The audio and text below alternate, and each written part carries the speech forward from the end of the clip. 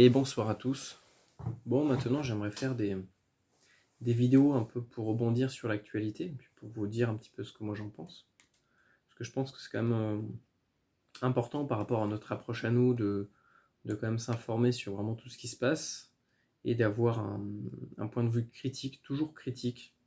Ne jamais être forcément pour un camp ou pour l'autre, puisque ça va forcément influencer sur notre jugement et sur notre analyse. Et je pense qu'il faut qu'on soit le plus critique possible pour en tirer les meilleurs avantages et se préparer au mieux à ce qui peut potentiellement arriver par rapport à plein de choses. Et ce soir, j'aimerais un petit peu développer sur ce qui se passe actuellement en France, sur les dérives qu'il y a autour de la pandémie qu'on a depuis un an. Et voilà, pour vous dire vraiment ce que moi, comment je le vois. Parce que je pense que ça a vraiment, ça va avoir des gros impacts sur notre vie, sur notre liberté, ça commence déjà à l'être. Et en tout cas, moi, mon approche par rapport à tout ça, c'est déjà de dépendre le moins possible de ce système, de vraiment m'en libérer le plus possible, que ça soit au niveau de ma manière de réfléchir, de travailler, de penser, ou autre. Et, Et je pense que là, ce qui est en train de se passer, c'est très grave et il faut vraiment qu'on se prépare au pire scénario. Donc d'un côté, je pense ça, mais d'un autre côté, je pense aussi que ça va être un gros flop et vous allez comprendre pourquoi juste après. Là, depuis un an, c'est la paranoïa totale parce que les gens sont de nouveau confrontés à la mort et ça, on n'est plus du tout habitué. Et les gens, ça les déboussole, ils deviennent fous. Et c'est pour ça que depuis un an, on nous impose des choses complètement illogiques, c'est-à-dire qu'un coup, il faut le faire, un coup il faut pas le faire, un coup c'est bien, un coup c'est mal. Si tu penses pas dans le même sens que nous, tu es forcément un complotiste, je sais pas, un anti, je sais pas quoi. Et ça c'est pas bon parce que ça empêche, ça bloque le débat. Et pour avancer dans une société, pour avancer dans le bon sens, il faut un vrai débat constructif. Sauf qu'aujourd'hui, la science, on ne l'écoute plus. Ça fait un an que les scientifiques disent des choses, ça fait un an que les gouvernements font totalement l'inverse. Alors des fois, je me pose la question de est-ce qu'il n'y aurait pas carrément une fiche de route pour moi, ça semble logique, qu'il y ait une fiche de route derrière tout ça et qu'au final, que les spécialistes parlent ou pas, ça ne changera rien, puisqu'au final, s'il faut appliquer telle loi, telle réforme, on le fera. Et ça permettra même de camoufler tout ça, voilà, d'enfumer les gens, de les occuper. Là, ça fait un an qu'on nous assomme la gueule avec les séries, avec les informations, avec les reportages pseudo-scientifiques complètement biaisés, avec des données bidons qui sont débunkables en 5 minutes top chrono. Il y a plein de chaînes qui l'ont fait. Au niveau des statistiques, du nombre de décès qu'on a eu, etc. Bref, il y a tous les indicateurs montrent que là, on arrive à un point de non-retour, que vraiment les gouvernements mondiaux, puisque je pense qu'il y a un gouvernement mondial, ça c'est clair, un peu sur le même principe que l'ONU, mais de manière un peu plus large, si on peut dire ça comme ça, et que pour ces gens, tout est déjà préétabli, et qu'on se sert vraiment de cette peur, puisque je pense qu'eux aussi ont peur. Déjà, ils ont peur parce que ça fait déjà 2-3 ans que pas mal de pays se révoltent, et que ça continue. Et notre pays, le premier, l'a fait. Et, et c'était un prétexte pour stopper tout ça. Stopper tout ça par la peur, non pas par la force. Parce qu'on l'a fait par la force, ça a plus ou moins bien marché. Et maintenant, on le fait par la peur. C'est le contrôle par la peur. On enferme les gens, on les isole, on les traumatise, et après, on se fait passer pour le sauveur, en disant, vous voyez, grâce à moi, grâce à nous, on a la solution, on va s'en sortir, mais il va falloir que vous donniez du vôtre. Alors que concrètement, je suis désolé, mais ce qui se passe depuis un an, c'est rien. C'est rien du tout. C'est rien du tout, sauf que, vu qu'on a oublié ce que c'était que la mort, les gens ont pété un plomb. Tout le monde a pété un câble, parce que on a commencé à réaliser qu'en fait, ça pouvait aussi nous toucher. Parce qu'on a tellement été habitués par les informations, par la télé, par les médias, à toujours voir le malheur des autres, à toujours se dire, et à toujours dire aux gens, ça ne pourra pas vous arriver. Et c'est ce qui s'était passé il y a un an. C'est-à-dire qu'il y a un an, dès que ça commençait à émerger dans d'autres pays, la France, on a dit non, mais c'est rien, c'est rien. De toute façon, nous, on est préparés, et puis ça nous arrivera pas, nous, quand même. Non, nous, les Français, ça nous arrivera pas. C'est pas possible. Et qu'est-ce qui s'est passé? Bingo! Ça s'est passé. Et donc, ça prouve bien que ça arrive aussi à nous. Et là, les gens, ça a été le choc. Parce que ça a été la désillusion, c'est-à-dire que tout ce qu'on nous a baratiné depuis des années, bah, tout tombe à l'eau. C'est-à-dire que là, en un an, ils se sont rendus compte à la fois que la mort existait, qu'ils pouvaient tous être touchés par la mort. Ils se sont rendus compte que le système dans lequel on vit, le système mondialisé, avec un simple petit bout de sable dans les engrenages, tout s'effondre. Il suffit de voir les pénuries de masques.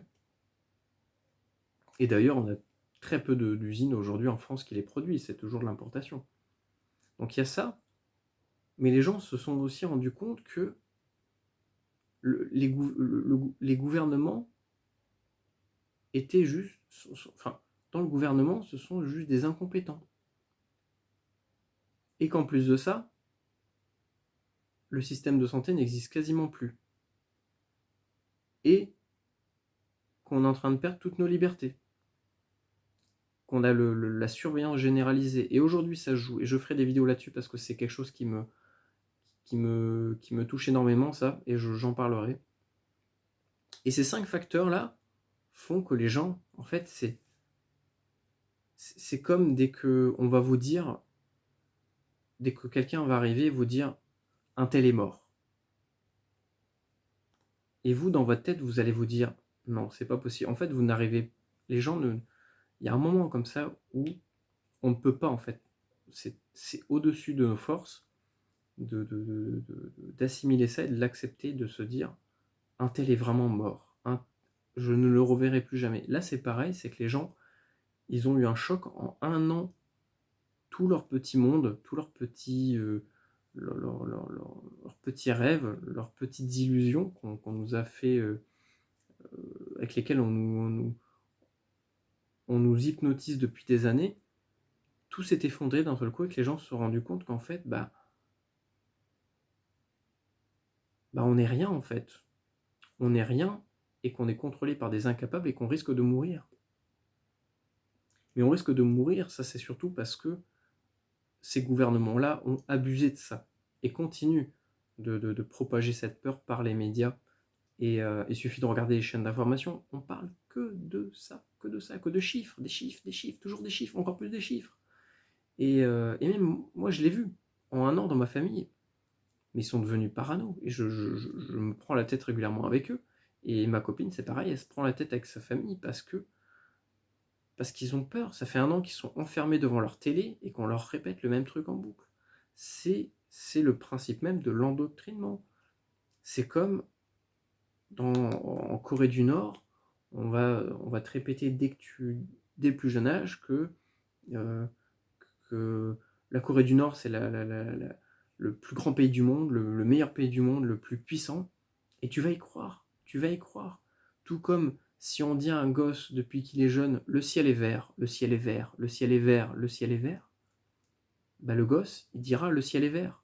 Et tu auras beau lui dire, le prouver de A par A plus B que le ciel est bleu, parce que la couche d'ozone et parce que certains rayons sont stoppés et d'autres non, le gosse, non, non. Pour lui, le ciel est vert parce qu'on lui a toujours dit que le ciel était vert et qu'il s'est auto-convaincu que le ciel était vert. Et là, on rentre vraiment dans un système de manipulation, de manière généralisée. Et ça passe notamment par les médias et par aussi nos appareils, tout ce qui nous entoure, la nourriture, tout. On vit dans un monde toxique où on cherche juste à nous contrôler de la meilleure manière possible. Et donc voilà, ces gens-là, on est apeurés depuis 1 an. Et là, le risque, c'est qu'en fait, les gens commencent un peu à se réveiller. Petit à petit, mais il y a quand même des mouvements citoyens qui se forment, des mouvements de gens qui ont de la réflexion, qui partagent l'information, qui vont contre la censure, parce que depuis 1 an, avec les lois même anti-fake news, etc., ça, c'est pas pour lutter contre les fake news, c'est pour lutter contre les idées qui ne vont pas dans le sens du gouvernement, très clairement. Et justement, des grosses chaînes qui vont débunker des fake news, ce sont les premières visées et censurées par ce genre de loi. Mais là, ça grandit petit à petit. Et là, je pense qu'on arrive vraiment à un point de non-retour. Que ce soit à ce niveau-là, que ce soit par rapport à la loi sécurité globale. Alors, je crois qu'elle a été rejetée. Mais je pense que ça va juste être comme le passeport vaccinal. Voilà, ça a été rejeté parce que le nom ne correspondait pas, parce que c'était... Voilà, on ne peut pas faire de passeport vaccinal. C'est au niveau de... Je crois que c'était pas de l'ONU, mais il y avait un... Voilà. Ça a été rejeté. Je ne sais plus par quel cercle exactement, quel groupe de personnes. Mais en gros, ça a été rejeté, donc qu'est-ce que la France a fait? On a juste changé le nom, on a appelé ça un passeport sanitaire, mais c'est exactement la même chose, et c'est le même but. Et si on regarde bien le passeport sanitaire, c'est une grosse connerie. Pourquoi? Tout simplement par rapport au vaccin. Le vaccin, si on regarde bien, il ne stoppe pas. On peut quand même être contaminé en étant vacciné, on peut le propager aux autres. Ça permet juste de stopper, en fait, de le stopper chez des personnes qui peuvent avoir une aggravation, en fait, de ce cas-là. Et on se rend compte qu'en fait, voilà, on peut toujours... En fait, ça ne change rien. Le fait d'être vacciné, ça ne changera rien. Puis voilà. Le troisième point, c'est qu'on ne peut pas non plus... ça ne nous défend pas contre les nouvelles variantes. Mais ce qu'il faut savoir au niveau des virus, c'est que des variantes, il y en a tous les jours. Il y en a des milliers. C'est tout à fait normal. C'est dans tous les virus mutent. C'est tout à fait normal. Et on nous fait peur maintenant parce que les gens voient que le normal... Je ne vais pas dire le mot parce que ça sera détecté par la plateforme, etc. et que ça me casse les couilles aussi, ce système. Mais voilà, le normal, les gens ont compris que c'était pas dangereux et que ça fait 1 an qu'on vit comme ça et que on a beau avoir des chiffres hallucinants, il n'y a personne qui meurt dans la rue. Donc les gens commencent à se libérer un peu, à revivre comme avant. Et je pense que ça, l'État l'a bien compris et qui sait que si les gens n'ont plus peur, ils vont se permettre de se relibérer pour remanifester, re-exprimer leur mécontentement, et aujourd'hui c'est quelque chose qu'on ne peut plus faire. Et là, petit à petit, on voit des mouvements sociaux se redévelopper, se remettre en place. Et qu'est-ce qui s'est passé durant ces périodes-là? On a commencé à parler des variantes, en disant « Oh mon Dieu, attention, les variantes machin, les variantes bidule, elles sont plus dangereuses que les autres », pour remettre les gens là dans un nouveau système de peur. Donc, il faut juste changer l'ennemi, lui dire attention, il y a un nouvel ennemi qui est arrivé, et lui il est encore plus dangereux que l'ancien, et donc il faut que tu aies encore plus peur que l'autre. De celui-là que de l'autre. Et donc le gouvernement, voilà, essaye de vraiment nous imposer, c'est sa manière de penser, enfin pas sa manière de penser, mais sa manière de fonctionner, sa politique. Mais il y a un contre-courant quand même qui se crée à plein de niveaux, c'est-à-dire que même au niveau médical, on se rend compte qu'il y en a plein qui commencent à se soulever, il y a des voix qui commencent à se libérer, et ça encore une fois, c'est grâce aussi à l'anonymat, c'est grâce à Internet qu'on arrive à faire tout ça. Et c'est ça aussi le risque avec les nouvelles lois qui vont arriver, c'est qu'on veut supprimer tout cet anonymat dans l'idée de la sécurité. Et donc, en fait, on sera totalement privé de vie privée, on sera privé de vie privée, pour la soi-disant sécurité des gens. Mais non, encore une fois, c'est pour contrôler ce qui est dit et pour supprimer les courants de pensée qui ne vont pas dans le sens de notre société actuelle. Mais il y a des contre-courants qui se créent. Et même au niveau des scientifiques, il y a des scientifiques qui commencent à prendre la parole, qui commencent à s'exprimer, qui commencent à montrer des preuves de ce qui se passe. Il suffit de voir le reportage d'il y a à peu près un an, Hold Up, qui parle bien de tout ça. Il y a plein de choses. Là, par rapport à la sécurité de la France, on parle voilà, de la sécurité des citoyens, mais c'est pas en implantant des systèmes de reconnaissance faciale qu'on va y arriver. C'est pas en engageant beaucoup plus de policiers qui seront moins formés et moins éthiques que les anciens qu'on va y arriver. Bien au contraire. C'est parce qu'il y a un problème plus profond que ça. Et c'est pour ça que là, en ce moment, on a également ce qu'on appelle la tribune des généraux, qui a beaucoup fait parler d'elle. Mais ça a été rejeté par le gouvernement, ça a été dénigré. La ministre des Armées qui a dit que c'était dangereux pour l'institution militaire et policière d'avoir dit tout ça. Mais pourquoi elle a dit ça? C'est parce que cette personne-là est au service d'eux. Donc forcément, elle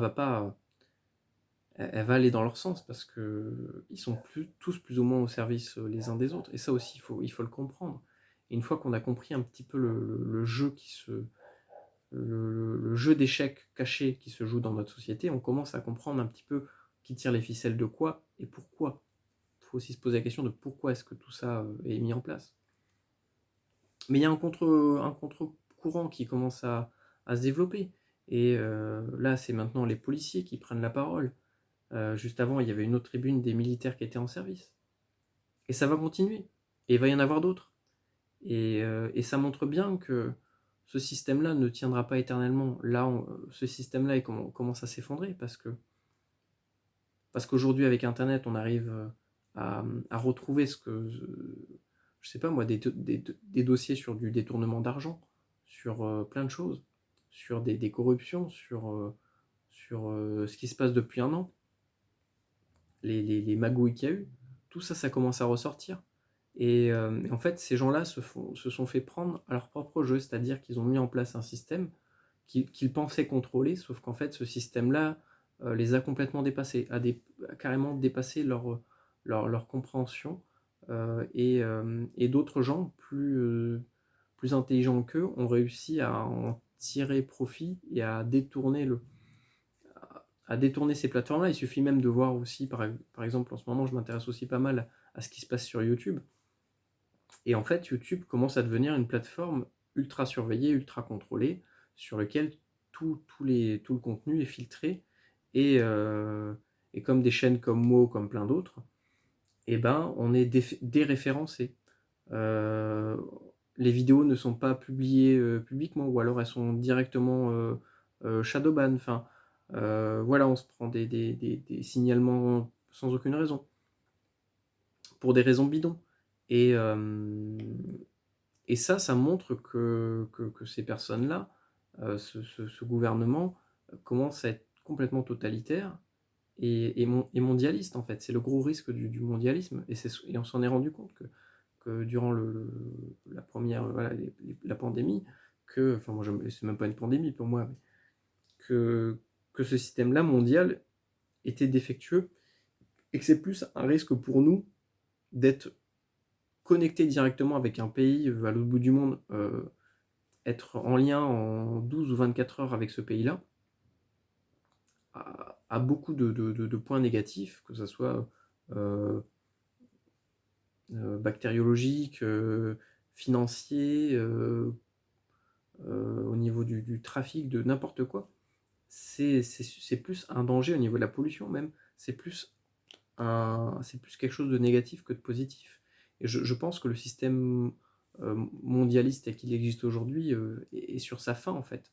À l'époque, on disait ça parce que voilà, il y a eu quelques effondrements au niveau de la bourse, etc. en Amérique, donc on pensait que c'était la fin voilà, du capitalisme, etc. Mais je pense qu'aujourd'hui, on est vraiment arrivé à la limite de tout, à la limite de la nature, à la limite de la folie humaine, à la limite de l'interconnexion de, de, de savoir de gens. Et je pense que ça commence à nous rendre dingues. Et voilà, tout ça pour en revenir à ce que j'étais en train de dire. Et c'est les gens qui nous contrôlent, en fait, se sont retrouvés dépassés par la technologie qu'ils ont eux-mêmes mis en place pour contrôler les gens, en fait. Et même sur des plateformes qui censurent, pas mal arrivent à quand même des chaînes qui ont un gros impact et qui ont un vrai rôle, on va dire, militant, euh, arrivent quand même à, à impacter les gens, à être vus, à être partagés. Et ça prouve bien qu'en fait, avoir des outils pour contrôler les gens, ça ne suffira pas à les contrôler, c'est-à-dire qu'il y aura toujours des contre-mouvements, il y aura toujours des contre-pouvoirs, et qu'on trouvera toujours des parades à tout, c'est-à-dire que voilà, on a eu la censure au niveau des adresses IP, je sais pas, un truc tout con. Le streaming en France, il y a quelques années, on pouvait trouver plein de sites de streaming. Aujourd'hui, les moteurs de recherche les bloquent selon les pays par rapport aux législations. Et ben, qu'est-ce qu'on a trouvé comme solution? Les VPN. Et à l'époque, contre le téléchargement direct sur un site, et ben, on a trouvé le système peer-to-peer. Contre la censure sur Internet, qu'est-ce qu'on a développé? Le dark web. Et en soi, c'est pas un outil mauvais. C'est comme tout en fait. C'est comme un couteau. Un couteau, on peut tout à fait éplucher une orange avec, on peut couper sa viande comme on peut agresser quelqu'un. Et ben, Internet, le dark web, tout ça, c'est pareil. C'est pas une mauvaise technologie. Ça, c'est mauvais côté comme tout. C'est en fait, c'est comme dans n'importe quoi. Il y a du positif et il y a du négatif. Il faut trouver un équilibre entre les deux. Mais ces plateformes-là sont criminalisées. Le dark web, vous allez jamais en entendre parler pour des choses positives. On va jamais vous dire que grâce à ces plateformes-là, ces systèmes-là de cryptage de communication, enfin plutôt pas de cryptage, mais de chiffrement de communication IP, et de manière aléatoire, anonyme, etc. Alors que ce système-là a été développé par l'armée. Encore une fois, vous voyez que c'est le serpent qui se mord la queue. Et voilà, ce système-là a permis à pas mal de gens, par exemple, je sais pas moi, quelqu'un qui habite dans un pays qui pratique des censures extrêmes, comme je sais pas moi, ça peut être la Chine, la Russie, ou d'autres pays qui sont contrôlés par des dictatures, et ça permet à des journalistes, à des citoyens, via des réseaux comme ça, de trouver, de partager de l'information, ou même à des journalistes de jouer leur rôle de citoyen. Et donc aujourd'hui même, ils ont des formations, hein, des journalistes qui travaillent à l'étranger dans des pays qui craignent. Ils ont des formations sur comment envoyer des mails de manière anonyme, comment utiliser ces réseaux correctement, etc. Pour pas être retracés, parce que ça peut être un risque. Dans des pays à risque, ces gens-là peuvent se faire tuer parce qu'ils ont partagé des idées. Aujourd'hui, on en est quand même un petit peu loin, mais ça arrive petit à petit. C'est quelque chose qui se criminalise, alors que, en soi, c'est ni bon ni mauvais. Et voilà, ces réseaux-là, ça a de très bons côtés, mais ça a aussi des mauvais côtés. C'est comme tout. Et voilà, je pourrais continuer pendant des heures sur pas mal de choses, mais je pense que là, on commence vraiment à arriver sur un point de non-retour par rapport à ça, et même par rapport aussi aux nouvelles lois, par exemple par rapport à Internet, hein. Et on commence à... Il faut qu'on trouve des parades contre la censure. Par exemple, il y a eu Telegram qui a explosé il y a quelque temps, à cause de Messenger qui avait changé sa politique de confidentialité par rapport à l'accès aux données, messages, etc. Bah, Telegram, tout le monde s'est jeté sur Telegram. Et qu'est-ce que certaines plateformes, certains pays, certains gouvernements ont essayé de faire? C'était de criminaliser Telegram en disant, vous voyez, ces applications, ça permet à des groupes extrémistes de discuter, de partager de l'information entre eux. Bah, tout comme des gens extrémistes peuvent s'asseoir sur une chaise pour discuter de choses dangereuses. Tout comme des gens extrémistes peuvent mettre une capuche pour faire des choses répréhensibles dans la rue. Bah, c'est pas pour autant que tous les gens qui s'assiedent sur une chaise sont des extrémistes, c'est pas pour autant que tous les gens qui ont une capuche dans la rue sont forcément des gens qui veulent faire des choses répréhensibles. Et voilà, c'est vraiment des arguments faciles pour discréditer, pour criminaliser tout ça. Et aujourd'hui, c'est vraiment le gros risque, c'est-à-dire que même les gens survivalistes preppers, on nous criminalise. En permanence, on essaye de nous criminaliser en nous faisant passer pour des illuminés, pour des paranoïaques, pour des racistes, pour des extrémistes, pour bref, tout ce que vous voulez, tous les termes péjoratifs que vous pouvez trouver. On va les utiliser contre des communautés qui dérangent, tout comme les lanceurs d'alerte, l'histoire Edward Snowden, et ben, en soi, il a juste fait un travail de journaliste. Si on regarde bien, il a juste proposé une plateforme sur laquelle les gens pouvaient... il a juste créé un système de messages, de mails anonymes qui permettent à des gens d'envoyer des informations et la plateforme mène l'enquête et diffuse, si jamais c'est avéré, diffuse les dossiers pour, voilà, en tant que journaliste. C'est le devoir journalistique, c'est leur devoir normalement.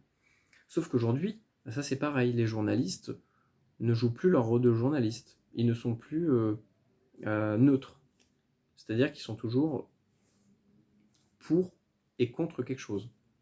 Alors qu'au final, c'est plus du journalisme. Ils sont à la botte, ils sont au service de gouvernement, de personnes. Et c'est ça le gros risque, c'est que partout, ces gens-là prennent le contrôle, même au niveau de l'éducation. Aujourd'hui, je crois que ça a été quasiment interdit, l'école à la maison. Et pourtant, moi, c'est quelque chose que j'aimerais mettre en place par rapport à mes futurs enfants. L'école à la maison, parce que je pense qu'il ne faut pas non plus les déconnecter du monde réel. Il faut quand même les envoyer à l'école, mais l'éducation qu'on reçoit à l'école, en tout cas, moi, celle que j'ai reçue de l'éducation nationale, c'est juste...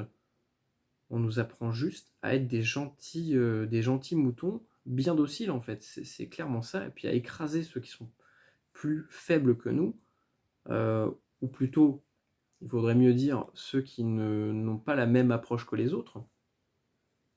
Parce que voilà, on veut former des moutons dociles qui sont là juste pour l'argent. C'est-à-dire que les enfants, on va les éduquer en leur disant il faut que tu aies un bon travail, sinon tu vas finir comme les boueurs.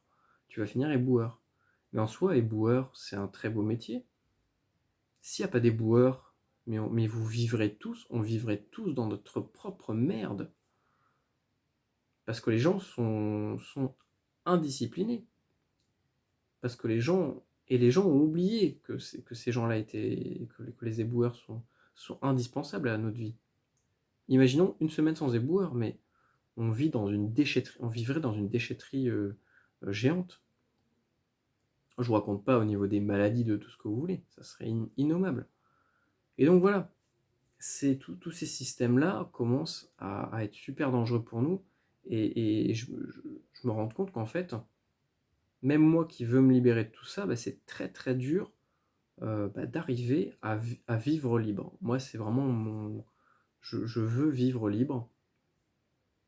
J'ai toujours pensé ça, et ça sera vraiment toujours mon optique de vie. Et je me rends compte que même en voulant vivre libre, en fait, on nous en empêche par des lois. Par des lois basées sur rien du tout. C'est-à-dire que même aujourd'hui, pour vous raconter un truc tout con, j'étais chez mes grands-parents la dernière fois, je jardinais, Et j'avais des tas de feuilles en fait, des tas de feuilles et je savais pas quoi en faire. Et vraiment, on en avait plein. Et j'ai dit à mon grand-père, mais pourquoi est-ce qu'on les crame pas? Tout simplement. Voilà, comme on a tout, comme depuis des millions d'années, on crame des bouts de bois, on crame des feuilles. Et non, aujourd'hui c'est interdit. On ne peut plus. Avant il y avait des périodes. Aujourd'hui on ne peut même plus faire brûler du bois dans son propre jardin, chez soi, sur son propre terrain. C'est-à-dire que ces gens-là se sont glissés jusque dans notre jardin, jusque dans notre vie privée, jusque dans notre chez nous, notre terrain, pour dicter ce qu'on doit faire ou non. Et c'est ça le gros danger. Et voilà, on peut parler de plein d'autres choses. Là, on criminalise par exemple les gens qui font du tir sportif, qui possèdent des armes, alors qu'il y a encore un siècle, l'État motivait les citoyens à être armés. C'était un acte citoyen que d'être armé, que d'être armé pour protéger le pays, pour protéger ses biens, pour protéger ses proches, pour protéger ses voisins. Et c'était même inscrit dans la, je crois, la Constitution universelle des droits de l'homme. Mais ça, encore une fois, ça c'est une grosse connerie. Parce qu'on se rend compte que les gens qui ont, ces mêmes gens qui ont mis ce système en place sont contre cette manière de penser. Et aujourd'hui, on criminalise pareil, voilà, les gens qui sont armés. En soi, ça fait des milliers d'années qu'on a des armes, ça fait des milliers d'années qu'on a des lances, qu'on a des couteaux. Mais aujourd'hui, on criminalise ces gens-là en disant, vous voyez, c'est des fous de la gâchette, c'est des malades. Alors que ces mêmes gens, ce même gouvernement, ces mêmes journalistes sont protégés par des miliciens, par des gens armés. Ils sont au pouvoir par les armes. En tout cas, ils restent au pouvoir grâce aux armes. Et ils savent que si la population est armée, c'est fini pour eux. Et ils l'ont très bien compris depuis la Révolution. Et je pense que la Révolution, c'était pas une si bonne chose que ça. Sur certains points, c'était peut-être bien, mais sur d'autres, c'était pas forcément bien. Et voilà, on criminalise à chaque fois les gens qui veulent juste vivre normalement, comme chasser. Chasser en soi, on a toujours fait ça. Et aujourd'hui, les chasseurs, on va leur cracher dessus. Et moi-même, à l'époque, j'étais un anti-chasse convaincu. Parce qu'on nous éduque comme ça. Et il faut commencer déjà à déconstruire le système dans lequel on vit pour mieux comprendre qu'en fait, on est juste ouais, on est juste du bétail, en fait. On est juste du bétail pour eux. Et on n'a pas notre mot à dire. Et c'est ça le gros risque. C'est qu'aujourd'hui, on a perdu toute liberté. Et que même sur des plateformes sur lesquelles on est censé pouvoir s'exprimer, bah aujourd'hui on est censuré sur ces plateformes-là. Et c'est vraiment, c'est plus possible.